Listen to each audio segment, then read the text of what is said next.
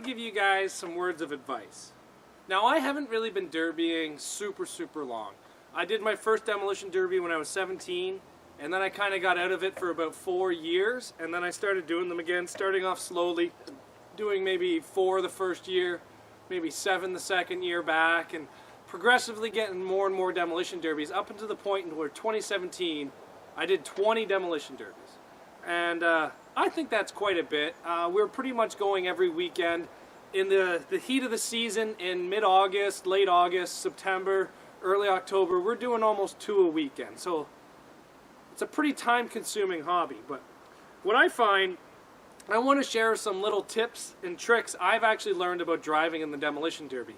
Yes, these might change from where you are, and around me, these rules make sense.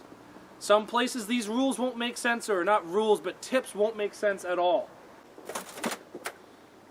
So the first tip I'm going to tell you guys is flashy cars are an easy target. Now, I might not follow this. I have a bright red car with a blue front end. I have a bright baby blue car here. I run red cars, you name it. But what I'm saying is bright cars are usually an easy target. If you want to blend in a nice dark gray or a black or, I don't know, camouflage. So that's tip number 1. Watch what you paint your car. Number 2, now this is what I find that works here. In Ontario, we don't have suicide starts. And what I mean by that is we have love taps. So you slowly back off the gates, then you touch your bumpers, and then you drive up. Anything after that is fair game. What I like to do is I back up and I touch bumpers, and I even go a little bit towards them, or I sit in the middle with them. Or when they're trying to push me, I put my foot on the brakes, and I watch everybody else go back to the blocks. When they get to the blocks, I put my car in drive and sneak in front of them, so when those guys and these guys want a track shot, I am well out of the way.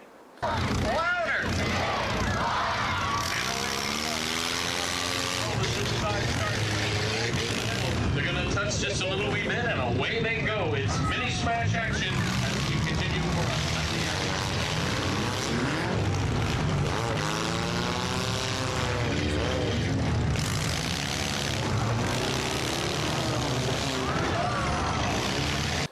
I find that this saves me a lot. I know so many people that have got track shotted off the front line that it is not even funny. First hit, always be careful to not get track shotted. Sounds pretty simple, but it happens. People love to track shot, and usually one of the first hits, people that are in there to smash love those big track shots. I enjoy track shots, just not the first hit. Maybe the second or third hit. Tip number 3 I'm going to give you. And this is prime example in Ontario with Cassandra in Barrie, Ontario this year. I told her 2 things to go in there. I told her not to use the front end, 1 because it was a Mazda 3, but the other thing I told her is do not go sideways in the middle of the track. And what I mean by that is the people had spread out and gone to the both ends and were trying to do track shots, and there she was directly sideways in the middle of the track, and she was getting hammered on.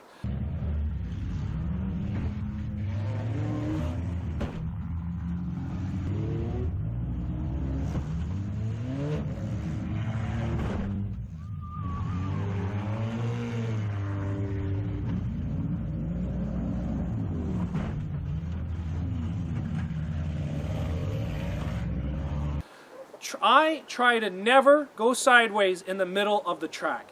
Doing that, all it's going to do is get people to aim right for you, and you're basically an easy target.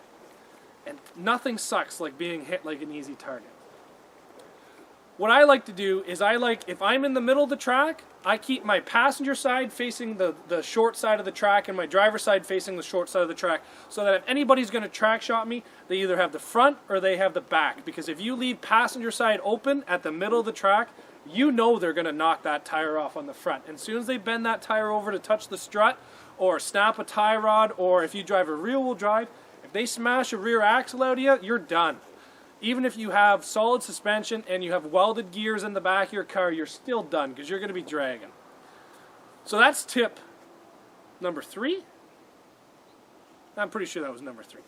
Tip number 4, I'm going to say, is kind of a guideline.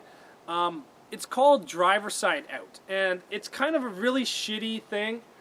What you do is you kind of, when you do your turns at the end of the track, how I always try to do it is put my driver side facing the track and my passenger side facing the edge of the guardrails. And the reason for that is a lot of drivers will actually shy away a hit on the driver's side. Now, this is kind of bad advice and good advice. One, you may not get hit. Two, if you use your driver's door as a defensive tool, saying that you throw your driver's door in front of a driver to not be hit by it, you're going to get hit eventually, and it's going to suck, because usually when they hit you hard. Now, I've been at a couple derbies where guys have done driver shots and they've got called for. I've been at derbies where guys have done driver shots non-intentionally. They've got called for it, they've got warned, and we're allowed to continue. I've seen one case where a driver threw a driver door in front of another guy that had no way to stop, and he hit that driver door.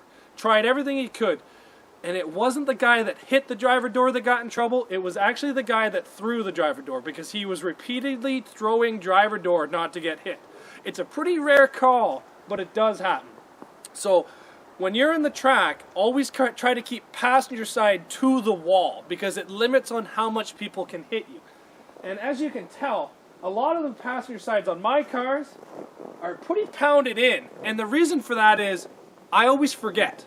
I try to remember, and usually for about the first 30 seconds, 45 seconds, I keep driver side in, and then after that, I just kind of forget everything. I always have a strategy going in, and then I usually throw it out the window pretty quick.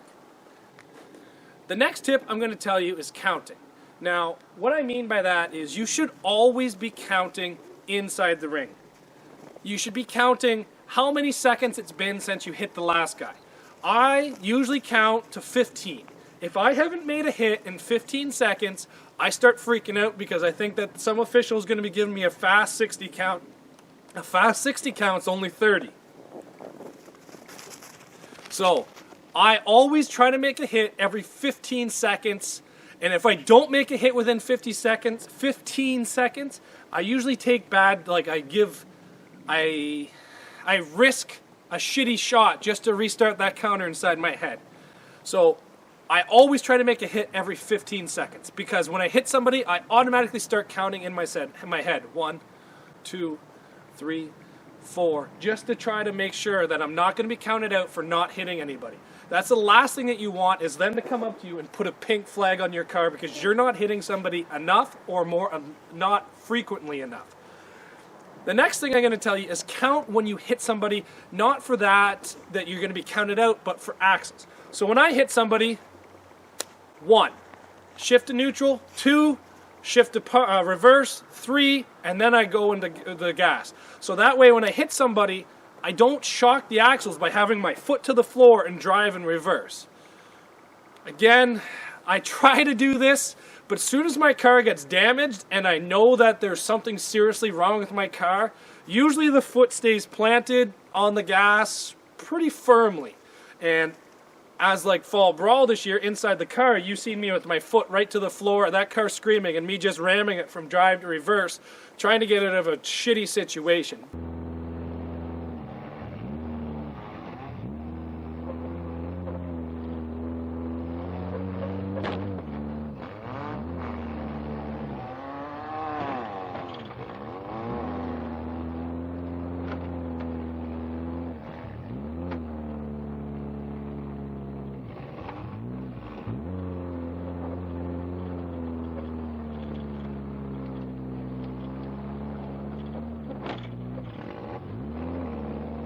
But for the most part, when I hit people and my car's in good condition, I try not to shock load those axles, because if you shock load them, that is more of a chance of breaking your axles.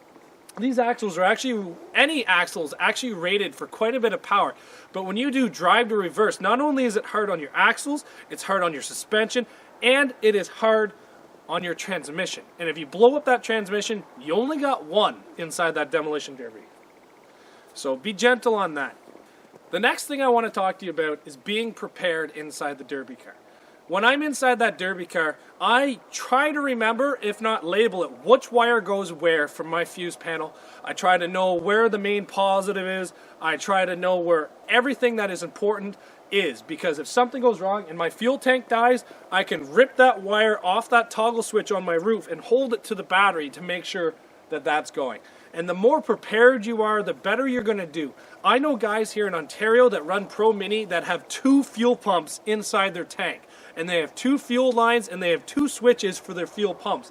So that if something stupid happens and one fuel pump dies, they can turn a valve that shuts off that one pump's pressure to the motor, and they start running off the secondary pump that still feeds pressure to that motor. The more prepared you are, the less things that are going to go wrong. I try to prepare myself quite well for the Demolition Derby. My days of building the car the night before the Derby are pretty much done. And it's not really a bad thing. It's just that because of this YouTube channel, I'm trying to get so far ahead with a lot of these cars that I'm not stressed out when the actual hustle and bustle of the Derby season starts. So that's still coming up. That's still months away. So I'm getting prepared is what I'm saying. I got 3 cars pretty much built. So I'm pretty happy about that. The last tip I'm going to tell you is, I've said it before, but PPE. Helmet, neck brace, anything that makes you feel safe inside that car, padding behind your seat, elbow pads. Take care of yourself, because you need to take care of yourself inside that car. Is there anything that I've missed that you guys think is a good tip or trick for driving skill inside the ring?